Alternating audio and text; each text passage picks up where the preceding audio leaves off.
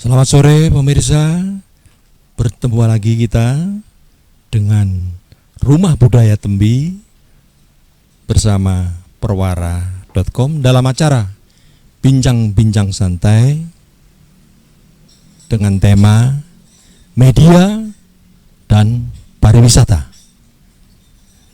Kita buka dengan pembacaan sebuah puisi.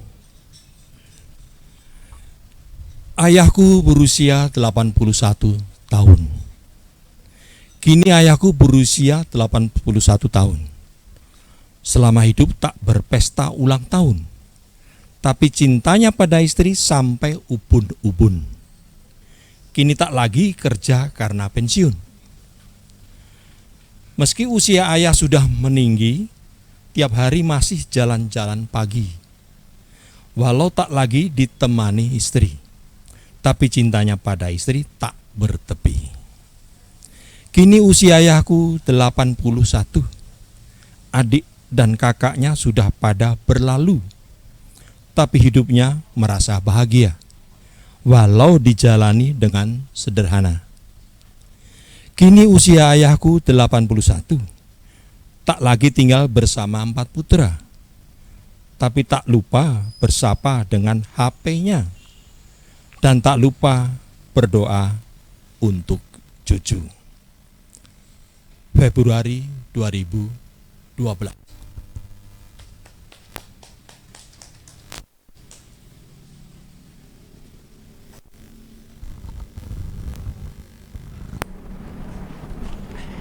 Ya, selamat sore semuanya. Selamat sore. Selamat berjumpa lagi dalam bincang-bincang sore. Afternoon tea, bincang-bincang sore. Afternoon tea. Di Gria Dahar, Pulau Segaran, Tembi Rumah Budaya, Yogyakarta. Baik, sore hari ini kita akan berbicara tentang media dan pariwisata, peran media dalam pariwisata, kira-kira begitulah gambarannya. Oke. Kita akan berbicara, berbincang-bincang dengan seseorang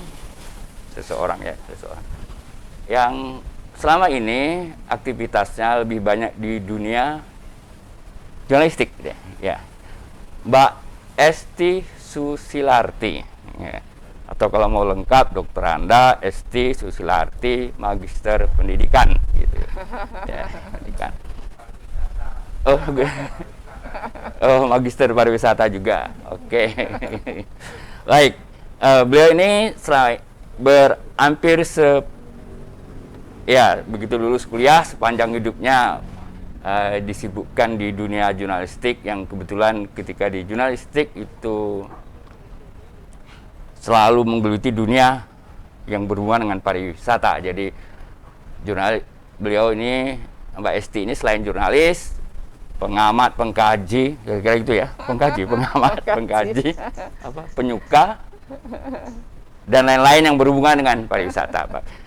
Tentu banyak hal yang menarik yang nanti Mbak Esti bisa kita perbincangkan, atau kita kalau orang di pasaran itu dibualkan gitu ya. Betul. Berbual-bual, artinya kita berbual-bual itu bisa serius tapi bisa juga impian gitu ya. Ya, harapan berbual-bual gitu ya. Obsesi boleh ya, Mas? Obsesi boleh, itu berbual-bual, sekedar berbual-bual. Oke. Baik Mbak Esti, karena kita bicara soal media dan pariwisata. Kira-kira Mbak Esti mau ngomong soal apa ini? Karena selama ini kan bertahun-tahun nih di dunia media yang bidang garapnya selalu persoalan-persoalan pariwisata. Kira-kira apa yang mau Mbak Esti kita bincangkan sore ini? Monggo, silakan Mbak Esti. Ya, baik Mas Eka, terima kasih. Lama ya kita nggak bertemu ya. Ketemu kita semua harus pakai masker. Mau tidak mau ya, kita harus siap masuk ke AKB, adaptasi ke kebiasaan baru ya. Mungkin bisa lebih sedikit saya buka. Anda tutup ya, Anda harus tutup ini. Benar Mas Eka, pariwisata itu sangat menarik sekali. Sejak lama, sejak liputan tahun 95 itu saya sudah mengikuti konferensi PATA, PATA di Bali ya, travel agent se-Asia Pasifik waktu itu, Asia Pasifik Travel Agent, yang waktu itu menterinya masih Susilo Sudarman. Jadi sejak itu saya sangat jatuh cinta dengan isu-isu pariwisata. Ketika Menteri Susilo Sudarman itu sudah mencanangkan, sekarang kalian tahun 95 itu ya, jangan sekali-kali menggantungkan seluruh kehidupan kita itu pada minyak, karena kita harus menyadari bahwa minyak itu akan habis. Mari kita tengok pariwisata, mari kita bangun pariwisata ini dengan. Waktu itu Susilo Sudarman sudah mengatakan pariwisata kita harus berkelanjutan, nggak boleh hanya kemudian dieksploitasi, kemudian dijual, hanya mengikuti selera bisnis. Itu sejak 95 itu sudah dicanangkan seperti itu. Jadi ternyata isu pariwisata itu sangat menarik. Bahkan tahun 95 itu saya baru mencermati pertumbuhan pariwisata di Bali itu sudah sedemikian kritisnya, sudah sedemikian disorotinya, bahwa dia apple to apple dengan Phuket.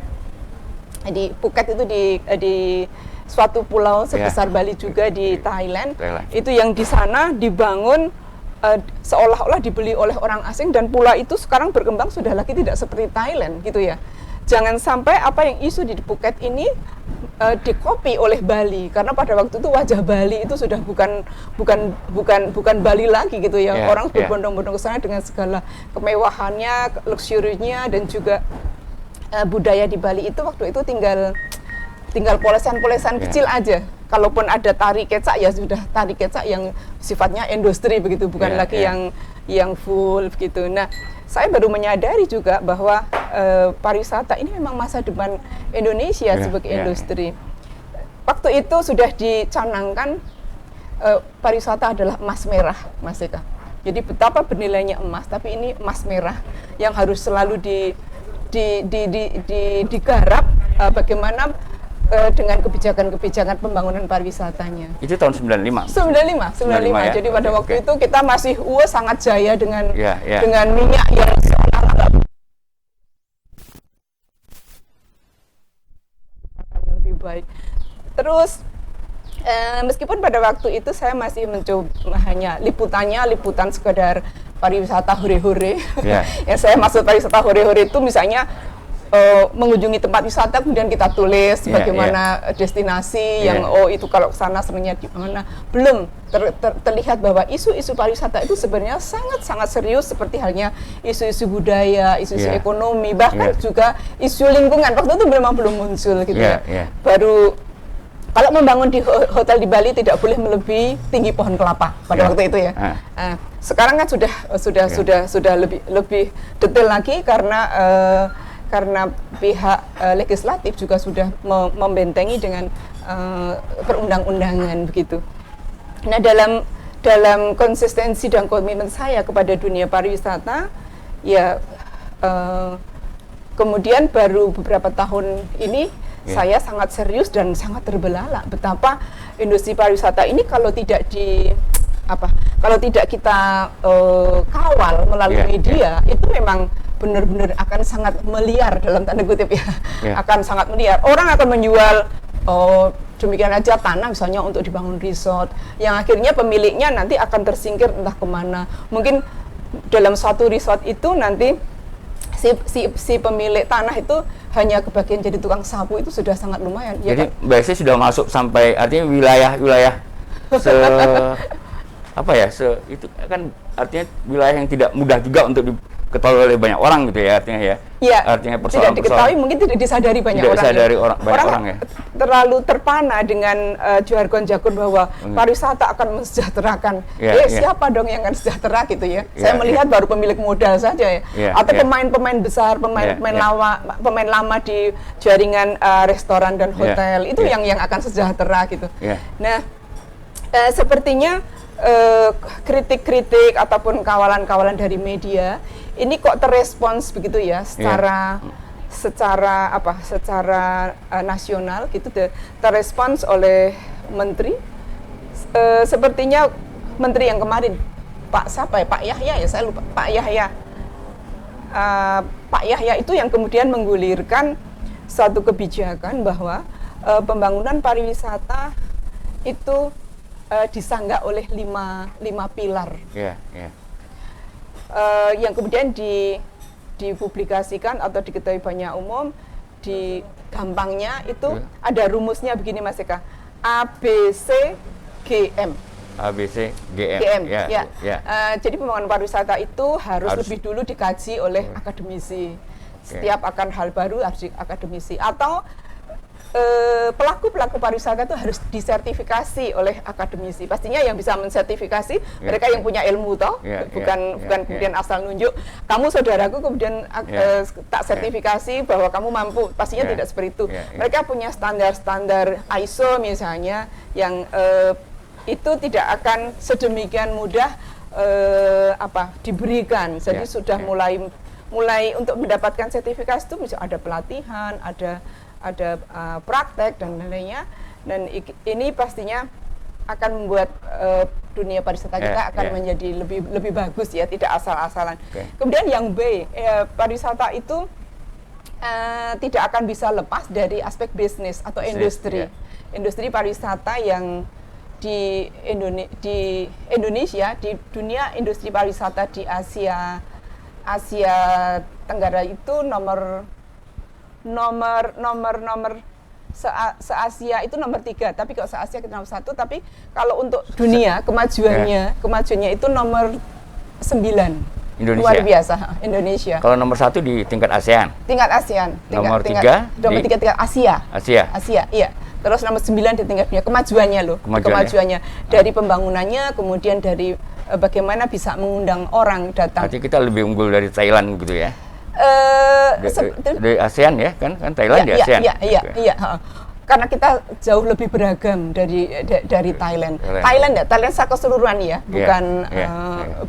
bukan Bangkok, apple to apple Bangkok dengan Bali misalnya, itu pasti beda kajiannya.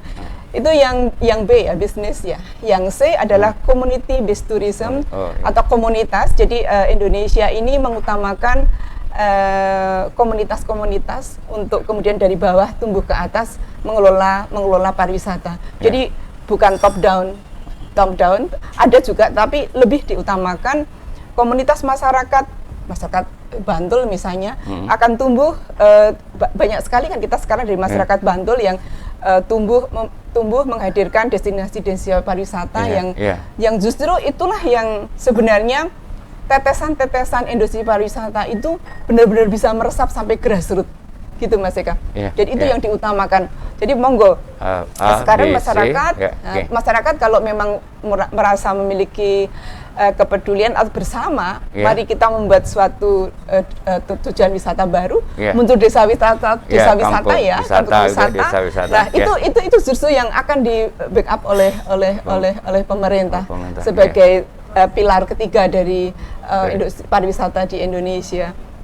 Kemudian yang ABC tadi ya, yang G adalah government. Government itu pemerintah. Pemerintah itu mewadai saja, memfasilitasi, kalau perlu mengajukan anggaran, kemudian membuat undang-undang ada di sana.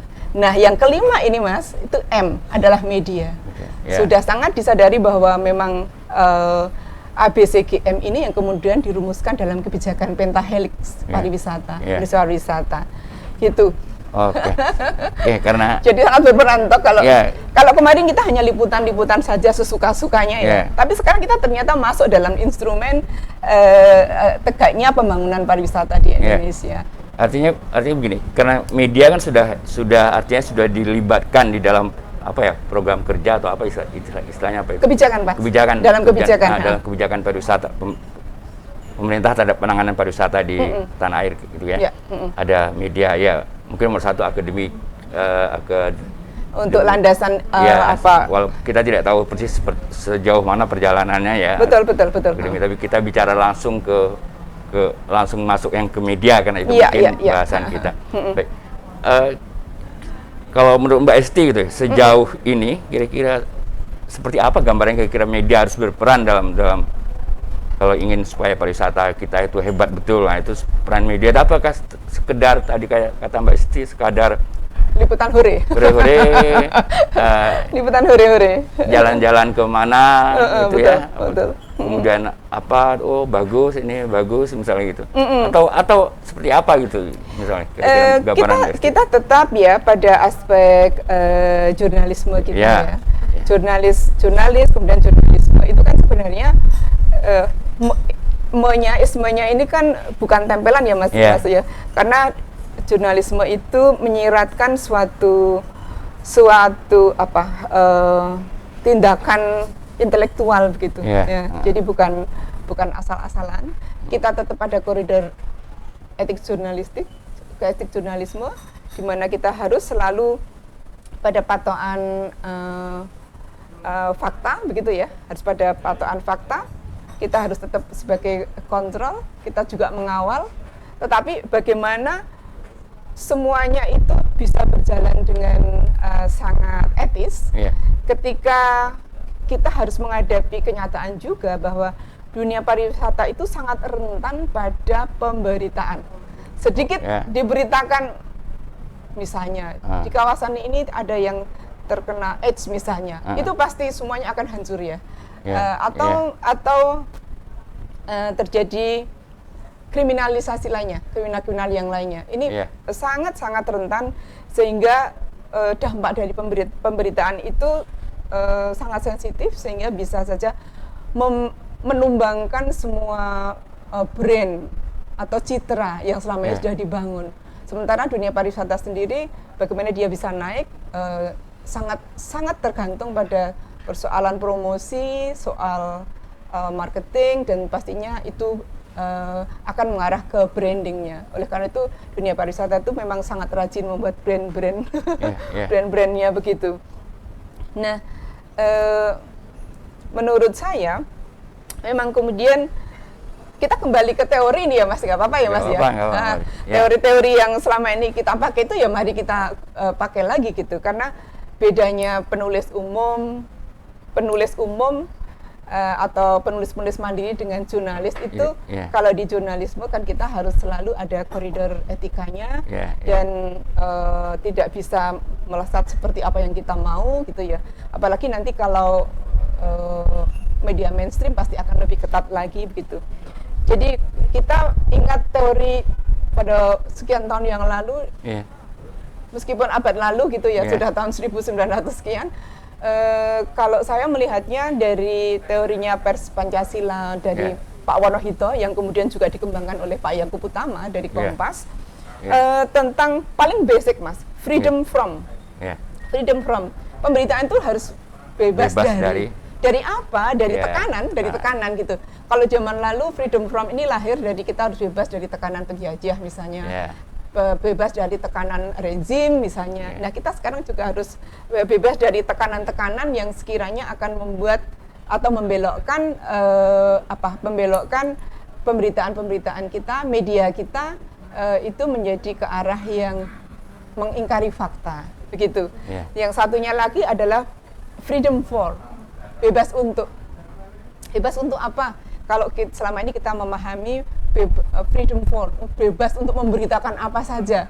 Ya memang bebas memberitakan apa saja, tetapi bagaimana kalau kita memilih memberitakan sesuatu untuk freedom for kesejahteraan dari masyarakat, freedom for untuk kebaikan dari suatu community based tourism yang sudah sedemikian bersusah payah dari nol kemudian menghadirkan suatu destinasi wisata begitu. Kita melihat atau kita mengambil sisi-sisi yang positif, sisi-sisi yang sekiranya memang kemudian akan membuat keberlanjutan dari suatu destinasi wisata atau suatu produk wisata lainnya. Begitu Mas Eka kita boleh memilih freedom untuk apa? Freedom for keburukan boleh saja kita bisa saja membuat hal-hal yang negatif gitu ya. Tapi lebih baik kita memilih hal-hal yang baik gitu. Karena ini kebetulan kita kan era pandemi nih, COVID ini. Betul. Di era pandemi COVID itu kan kalau tadi bicara soal bagaimana kita harus menegakkan menulis secara penuh etika atau agak etis lah kalau karena isu-isu pariwisata itu di era pandemi seperti ini kan ya tadi dibilang kan agak isu rawan ya. Iya, betul. Mbak Esti melihatnya seperti apa kira-kira ini? Wah, ini adalah saatnya bagaimana media massa kita itu benar-benar ditantang ya, ditantang untuk menjadi pilar kelima tadi secara konsekuen, secara berkomitmen dan konsekuen untuk kita bersama-sama memutus mata rantai pandemi itu sendiri dan tetap menjalankan industri pariwisata tetap berjalan, bagaimana suatu tempat wisata itu tetap dikunjungi. Ini adalah peran media. Peran media itu kenapa? Karena media sendiri kan seperti ibarat jendela ya. Jendela itu tempat kita bisa semacam jendela yang etalase misalnya, tempat kita untuk bisa mempertontonkan sesuatu yang sekiranya menarik orang. Demikian juga dari jendela itu orang lewat itu bisa melihat pariwisata itu bagaimana. Itu bisa, dua sisi ya, jendela itu bisa untuk kita melihat dan orang untuk melihat ke dalam. Jadi di dalam pemberitaan di dalam bagaimana menyajikan dari industri pariwisata atau berita-berita pariwisata kita pada saat ini ya memang harus kita melihat bagaimana dampaknya. Itu yang pertama Mas Eka. Menimbang dampak dari pemberitaan itu sendiri. Misalnya bagaimana suatu tempat yang seharusnya sudah melakukan AKB, tapi kemudian belum, misalnya. Sekarang kan sangat strict ya untuk misalnya suatu tempat wisata itu seperti hanya kita masuk di kawasan Tembi tadi kan sudah ada protokolnya dari dihitung suhu ataupun kemudian harus bermasker. Dan seterusnya, cuci tangan dan seterusnya. Inilah yang kemudian saat ini perlu kita ekspos secara lebih utama begitu ya. Bagaimana suatu tempat wisata itu menyediakan atau memfasilitasi dari protokol kesehatan standar AKB. Dan itu ditemukan nggak di media lokal? Artinya kita bicara Jogja lah. Kalau kita kan Jogja kan tidak bisa lepas dari pariwisata ya. Begitu kemarin misalnya ketika Malioboro ditutup habis kayak kemarin awal-awal itu kan ya pernah artinya hampir tidak ada aktivitas di Malioboro itu. Kemudian begitu dibuka itu kan terus kayak apa Malioboro jadi padat, rame. Artinya seperti apa Mbak Esti melihat media-media lokal kita atau media kita secara umum itu bicara soal itu tadi dalam konteks itu tadi apa? Dalam konteks bagaimana kita memutus mata rantai itu. Saya sempat khusus kita ambil contoh Malioboro ya. Bagaimana Malioboro itu dirindukan oleh banyak orang. Orang merasa belum datang ke Jogja kalau belum ke Malioboro gitu ya. Dan kita pemberitaan untuk dari media saya lihat memang kemudian dilihat dari aspek Malioboro kembali dikunjungi berbondong-bondong orang dari sekian. Kemudian saya melihat ada suatu berita di media surat kabar lokal juga di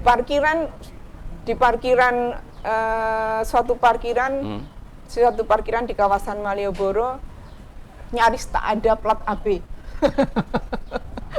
Artinya itu menunjukkan bahwa orang berbondong-bondong dari luar kota. Orang akan melihat karena sekarang kan media itu tidak hanya cetak kemudian semuanya pasti double track ya, seperti ada online-nya dan mereka punya hashtag Malioboro misalnya begitu ya. Itu dilihat ketika melihat berita kemudian foto-foto yang atraktif ya di suatu parkiran saja sekarang nyaris nggak ada plat AB-nya. Artinya sudah dikunjungi dari luar kota. Artinya apa? Artinya orang luar kota sudah boleh masuk.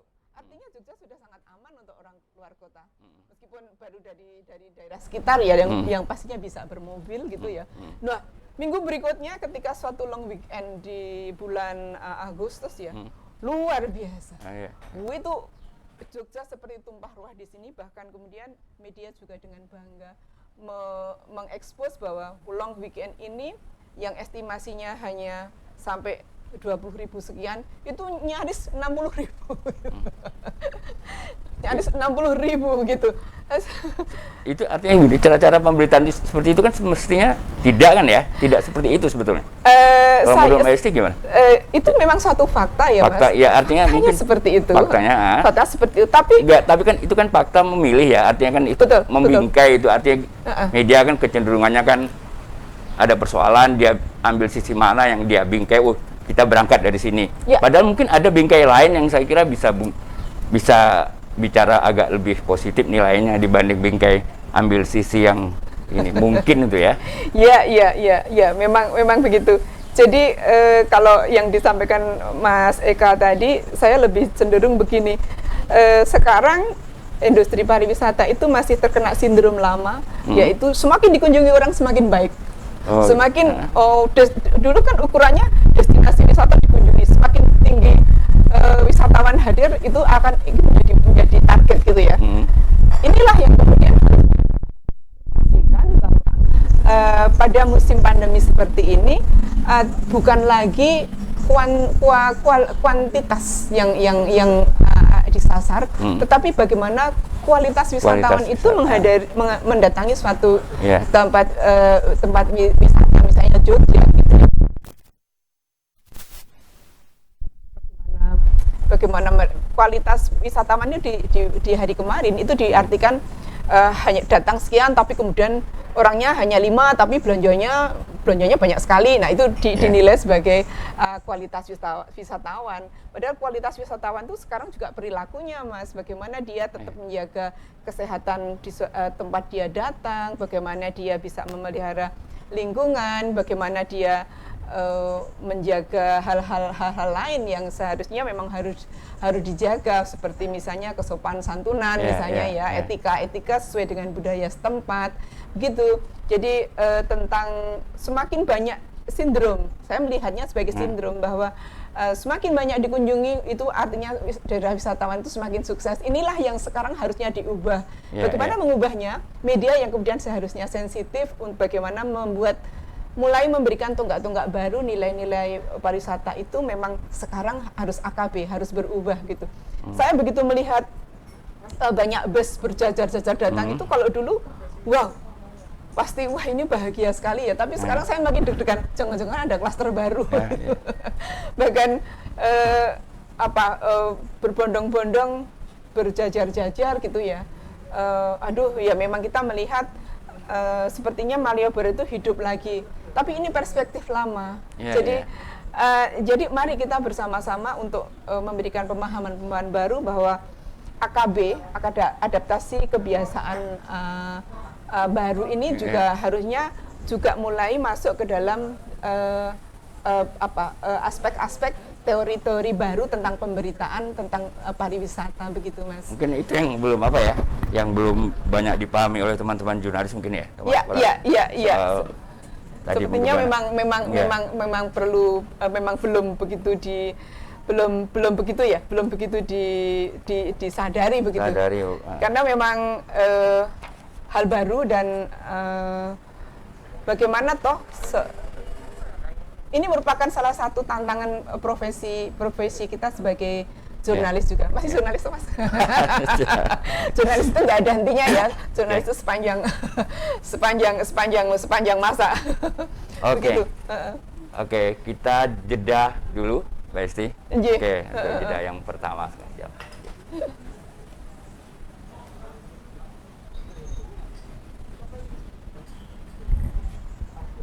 Jeda.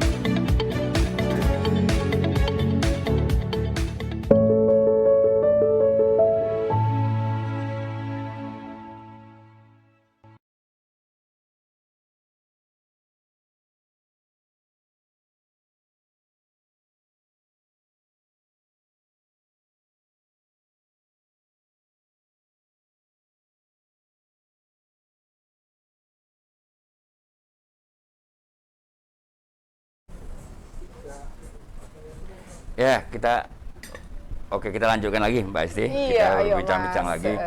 Baik. Kita, dunia pariwisata itu kan memang selalu menarik untuk ditulis ya. betul. Tidak hanya ditulis gini, selalu menarik ditulis oleh jurnalis maupun oleh penulis-penulis lain, novelis, cerpenis.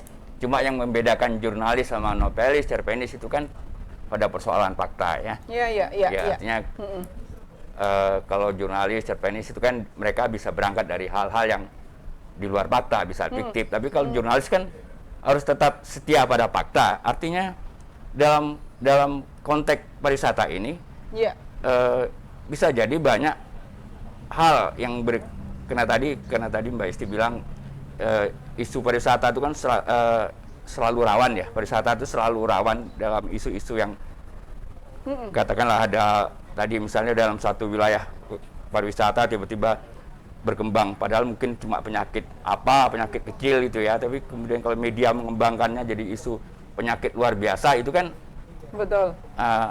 Walaupun faktanya mungkin penyakit biasa, hal-hal yang biasa. Ya, kira-kira seperti apa sih sebenarnya itu ya? Artinya kalau kita bicara fakta,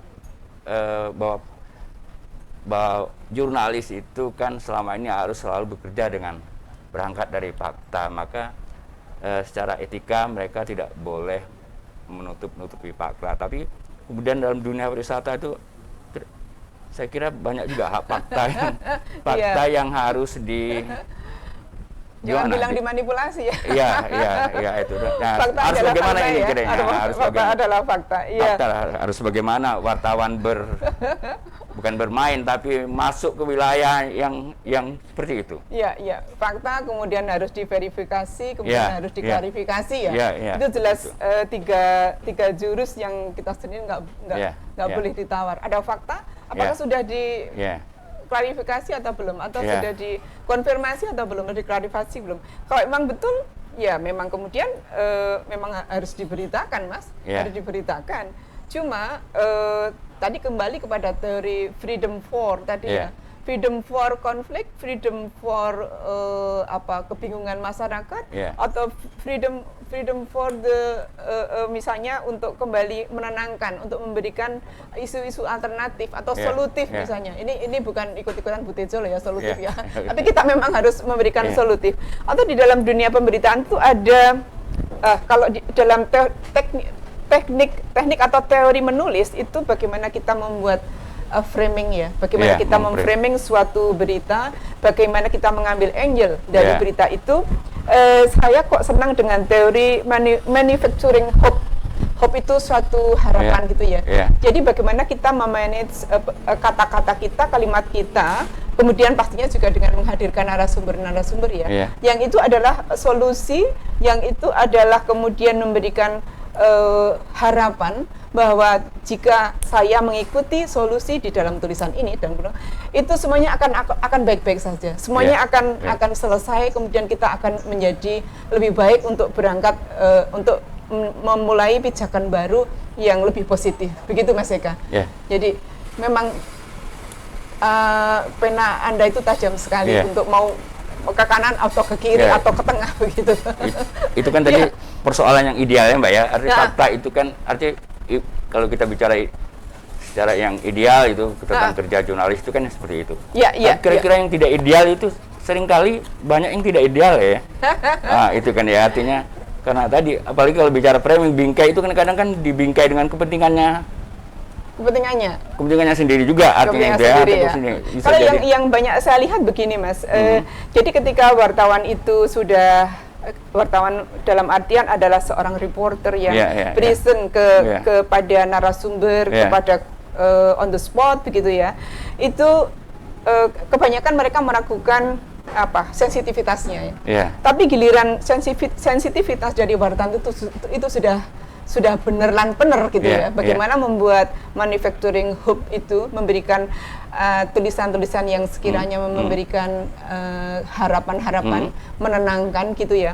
itu ketika diserahkan ke ruang newsroom kepada redaktor lah kalau kita sekarang di ruang newsroom ini justru yang kemudian menjadi tidak sensitif nih. Kamu ngapain kok yang ditulis datar-datar saja, tulis dong yang lebih bombas, itu akan lebih menjual. Kembali lagi ke industri media itu sebagai sesuatu yang memang harus bombas, harus kadang meskipun semua jurnalis sekarang itu sudah mengakui bahwa bad news is good news itu sudah berlalu gitu ya. Tetapi saya melihat masih banyak sekali yang bad news is good news itu diimplementasikan di dalam produk-produk jurnalisme mereka, di dalam bahkan kadang itu menonjol lebih dulu, kemudian baru diikuti atau kalau di bahasa Jawa ditututi gitu ya, ditututi dengan berita yang lebih netral begitu ya. Jadi ada semacam 3 tingkatan pemberitaan gitu ya. Tapi yang pertama itu pasti dare dulu gitu ya,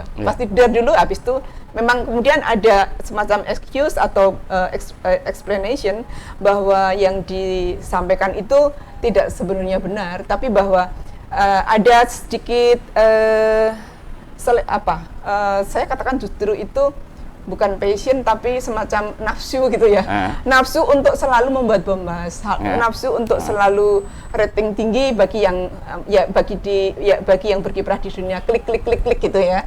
Atau yang di dunia masih cetak juga tetap mereka akan show bahwa ini ada bombastisnya begitu. Jadi persoalannya kadang justru ada di ruang newsroomnya gitu Mas. Tadi pernah jadi redaktor Mas? Nah, itu dia. Jadi ini gimana sih? Atau kalau enggak sudah bagus masih di rewrite atau diedit gitu ya. Ini harusnya leadnya ini lebih menarik itu. Menariknya menarik buat siapa? Redaktornya mungkin bisa saja. Gitu Mas. Artinya begini, tentang kecenderungan keharusan untuk tidak menutup fakta itu bukan persoalan mudah juga sebenarnya ya. Sangat. Itu sangat sulit. Justru itu menuntut semacam kedewasaan dari jurnalis itu sendiri, menuntut kedewasaan dari suatu perusahaan media. Bagaimana untuk menjadi sangat bijak. Ya, itu kalau tidak berpandai-pandai dalam konteks ini itu bisa tekanan batin jurnalisnya, wartawannya ya. Artinya begini kan. Artinya betul. Katakanlah ini kita bicara pariwisata nih. Di lapangan si wartawan, si jurnalis itu menemukan faktanya seperti ini. Tapi kemudian media itu punya kepentingan juga dalam dunia yang di dunia pariwisata itu yang barangkali tidak seperti yang digambarkan oleh wartawannya gitu. Iya. Bisa jadi kan, bisa jadi begitu ya. Artinya sangat mungkin terjadi begitu ya. Artinya apalagi sekarang media juga banyak media yang juga terlibat mungkin itu ya. Media yang terlibat di dunia kadang tadi karena menjalin hubungan baik sama betul kan darling itu yang hubungan baik. Misalnya gini, katakan setiap di media lokal itu kan kalau setiap hari Minggu tuh pasti kan isinya betul.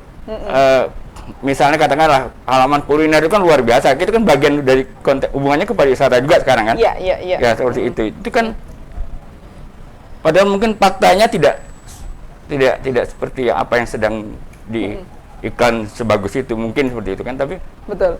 Ya kira-kira seperti itu kan, tapi ya tadi sering buat kalau wartanya tidak kuat ya makan hati gitu ya. Sering makan hati ya Mas ya. Kalau terkait dengan situasi terkini ya, bahwa sekarang benar-benar media itu dituntut bagaimana berperan nyata dalam pariwisata yang sedang sangat remuk redam karena COVID-19 ini ya Mas ya. Jadi sekarang marilah kita menyederhanakan dulu idealisme pemberitaan pariwisata yang seperti sebelum AKB ya, seperti tahun lalu. Nggak usah abad lalu, tahun lalu saja yang kita masih bisa expose semuanya dengan sangat panjang lebar begitu ya.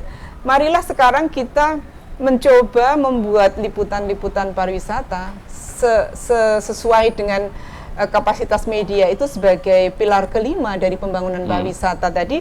Bagaimana kita mensosialisasikan soal konsep yang sekarang sedang dijargonkan, yaitu CHSE gitu ya. CHSE itu bagaimana kita menjadi bagaimana tempat wisata itu dan bagaimana wisatawan itu tetap menjaga kebersihan atau clean, clean soal kebersihan yang kemudian mau tidak mau kan kita sudah sangat akrab dengan bersih yang dengan cuci tangan. Sebenarnya cuci tangan itu kan hanya bagian sedikit dari bagian kita ya. Kemudian bagaimana menjadi wisatawan dan bagaimana memiliki tempat wisata yang menomorsatukan kesehatan, healthy, sehat, healthy, dan bagaimana menjadi wisatawan dan bagaimana memiliki tempat wisata yang kita selalu menjaga safety dari segala macam keamanan gitu ya. Terutama keamanan tentang kesehatan yang kita tahu bahwa pandemi COVID ini kita belum tahu mau berakhir kapan dan bahkan sekarang sudah mulai dipahami bersama bahwa kita harus living with COVID gitu ya. Harus hidup bersama COVID, harus kembali ke personal bagaimana menjaga diri kita sendiri, kemudian lingkup keluarga untuk tetap sehat dan tetap aman di dalam kondisi apapun juga.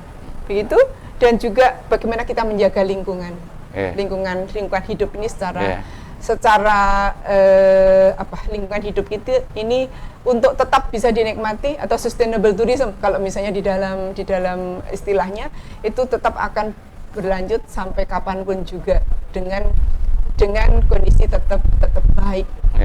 Begitu. Tapi sejauh ini tuh seperti apa sih ya artinya media, para pemilik media, elit-elit di media itu membawa para jurnalisnya itu agar paham soal CHSE ini. CHSE tadi ya. CHSE itu tadi. Ini kalau sejauh yang Mbak Esti amati artinya gitu ya. Kan jadi pengamat sekarang ini. Pengamat ya. Jadi pengamat. Ini sepertinya kalau kita rumuskan sebagai tuntutan boleh ya Mas ya? Boleh. Jadi tuntutannya seperti apa sih media sekarang itu ya? Tuntutan gitu. Media sendiri dituntut seperti apa begitu ya? Konteks pandemi ini kan ya. Yang pertama saya matur tadi bahwa memang harus ada kepekaan di ujung tombak dari media itu sendiri, yaitu wartawan atau reporternya atau jurnalisnya harus sensitif terhadap pariwisata yang harus bisa memutus pandemi COVID-19 untuk sesi sekarang ini ya Mas ya, begitu. Yang kedua, di ranah newsroom juga harus lebih bijak, juga harus lebih sensitif, jangan menuntut sebaliknya, seperti saya matur tadi, jangan justru menuntut, ini apa kok tidak menjadi bombas misalnya. Mari kita benar-benar menyadari bad news apa Mas, bad news is good news. Waduh, ini yang memang sudah harus benar-benar dimaknai secara baru juga ya. Terus kalau boleh ya, saya tidak lagi ke personal, ke perusahaan, tapi organisasi boleh ya Mas? Boleh. Jadi peran organisasi profesi wartawan itu inilah saatnya juga untuk menunjukkan kepedulian mereka terhadap warganya begitu. Bagaimana mereka membuat pelatihan terhadap peliputan pariwisata yang tidak saja tadi masuk industri, tapi juga yang bener lan bener. Tidak hanya bener mengungkap fakta gitu ya, tapi harus bener. Ini bener ora atau kalau diungkapkan gitu, jangan-jangan akan berdampak bla bla bla seperti ini. Gitu. Jadi organisasi profesi wartawan itu justru yang harus mengambil peran sekarang ini ya. Artinya kalau mengharapkan ke media, mungkin media tidak yang terpikir kan soal newsroom tadi akan ada benturan di newsroom tadi. Newsroom pikirannya kan juga ini pada persoalan media itu kan pada bisnis ya. Bisnis aja. Media adalah bisnis. Jadi organisasi yang profesi itu yang harus berperan penting menggiring anggota-anggotanya ya. Harus berperan untuk memberikan pelatihan atau untuk meningkatkan kualitas SDM mereka, keterampilan mereka, bagaimana membuat liputan pariwisata yang benar dan benar tadi. Organisasi profesi ini karena sekarang sudah dinyatakan bahwa Departemen Pariwisata sendiri sebagai perwakilan dari pemerintahan, sebagai government sudah mencanangkan ada 5 pilar pembangunan pariwisata tadi, di mana media ada di nomor 5-nya. Itu pastinya bisa dong bergandengan tangan, begitu. Tinggal membuat program. Katakanlah begini, mungkin media juga adem ayem dalam konteks itu. Katakanlah mungkin organisasi profesinya juga tidak terlalu tertarik untuk. Terus jurnalisnya sendiri, wartawannya sendiri harusnya seperti apa harusnya? Dia dituntut seperti apa harusnya? Artinya media tempat dia bekerja tidak terlalu memperhatikan itu, kemudian organisasi profesi yang dia ikuti juga mungkin kesannya tidak terlalu tertarik juga, mungkin itu. Betul. Kan itu artinya pada personal si jurnalis atau wartawan itu sendiri. Betul, personal jurnalis. Apa kira-kira itu kalau menurut Mbak Esti yang harus dilakukan oleh setiap jurnalis harus dituntut ngapain gitu loh dalam kondisi yang seperti sekarang ini? Jurnalis itu kan bukan sosok yang pasif ya. Kalau menurut saya jurnalis itu kan sosok pembelajar, Mas. Jadi pembelajar. Inilah saatnya jurnalis itu juga dituntut untuk selalu mengupgrade diri, selalu membaca, selalu komparasi dengan apa yang seharusnya saya lakukan sesuai dengan zamannya. Karena teori pada sekian tahun yang lalu tuh bisa tidak berlaku dengan sekarang. Jurnalistik itu kan kekinian ya, hari ini. Mungkin hari ini muncul tuntutan baru untuk teknik liputan, untuk bagaimana kita memberikan struktur daripada pemberitaan itu. Jadi saya menganjurkan Mas Eka untuk teman-teman, saya juga terus belajar gitu ya. Tapi saya menganjurkan bahwa teman-teman profesi saya, jurnalis, untuk selalu terus belajar, mengupgrade diri, membaca begitu ya. Membaca sebenarnya apa toh yang akan kita berikan pada dunia ini, pada masyarakat ini. Kalau kita ambil soal pariwisata ya pastinya outcome kita juga harus sesuatu yang positif untuk sustainable, untuk kebaikan-kebaikan yang akan datang. Begitu Mas Eka. Jadi harus belajar, karena jurnalis itu adalah profesi atau sosok-sosok pembelajar, dan belajar itu long life education. Kita tidak akan pernah berhenti untuk belajar. Belajar apapun juga, termasuk misalnya kemarin karena saya sangat tertarik dengan dunia pariwisata, meskipun usia saya sudah tidak muda lagi. Kemudian ada tawaran untuk mengambil S2 pariwisata, saya ambil Mas, karena memang pariwisata itu bukan tidak apa, karena pariwisata itu sekarang sudah ilmu pengetahuan. Jadi kalau kemarin terapan sekolah pariwisata itu dulu hanya sebagai pekerja yang terapan gitu ya, di restoran, di hotel atau apa, tapi sekarang pariwisata itu sudah menjadi ilmu pengetahuan, sains yang bisa dikaji secara ilmiah dan akademis begitu. Oke. Artinya kita kan tidak tahu persis ini ya, pandemi ini berakhirnya kapan, atau mungkin tidak berakhir, cuma karena kalau artinya tidak berakhir itu maksudnya akan tetap ada virus itu, tapi mungkin kondisinya yang berbeda mungkin. Betul. Kondisi berbeda. Itu kan artinya jurnalis atau wartawan, media juga itu kan sekira dituntut apa ya, tantangan yang luar biasa ke depan itu ya Mbak ya. Artinya menghadapi masa depan sekarang itu kan belum jelas nih masa depannya seperti ini. Artinya kita belum punya gambaran betul yang jelas nih. Siapa tahu nanti tiba-tiba pandeminya meledak dahsyat lagi misalnya itu. Misalnya itu. Kira-kira gambarannya seperti apa ke depan pariwisata kita ini, gambarannya seperti apa, para media itu gambaran kira-kira tantangannya media ya, tantangan media. Jadi tantangan media kita terhadap dunia pariwisata.